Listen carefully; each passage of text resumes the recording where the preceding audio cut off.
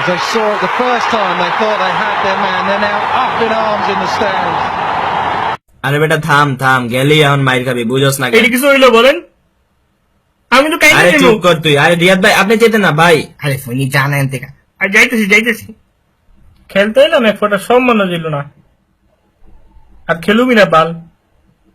এমনি বাজ দিলে কি হয়? এটি কোনো কথা হইলো ভাই? এমন করলে কি চলে? এখন কি মন পক পক করতেছিস কেন? না আমিও কিন্তু কান্দতে পারি, আমি কিন্তু কাইন্ডা দিমু। আচ্ছা যা, তোরে করুম না, যা তুই ব্যাট করতে যা। ওই তোর আইতাছস? আরে ভইনি গুলো তাইতাছে। ওই শোন, হ্যান্ডশেক করার পর তোরা 1 মিনিট ধরে লাইভ বই দিয়ে হাত ধুবি। আয়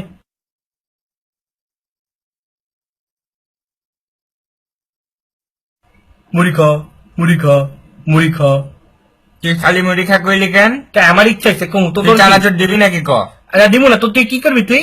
আমি দিব না। আরে ভাই থামেন, আপনাকে রুচি চানাচুর দিব, যান ঘষলে মোবাইলও পাইতে পারেন, যান রুচি দিব, যান মনে থাকে যেন ব্যাপারটা।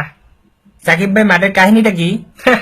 আরে মাঠের কাহিনী জিজ্ঞেস না ভাই, স্টোকস আমার রাতে ফোন দিয়ে ওর সম্মান দিতে হইব। আমি তো চিন্তা করছি ওদেরকে আসলে সম্মান দেওয়া উচিত, যেহেতু আমাদের দেশে খেলতে আসছে, সম্মান না দিলে কি হয়। তো আমরা চিন্তা করছি নেক্সট একটু বেশি করে সম্মান দিব, স্পেশালি আমি একটু বেশি দিব ওদেরকে সম্মান।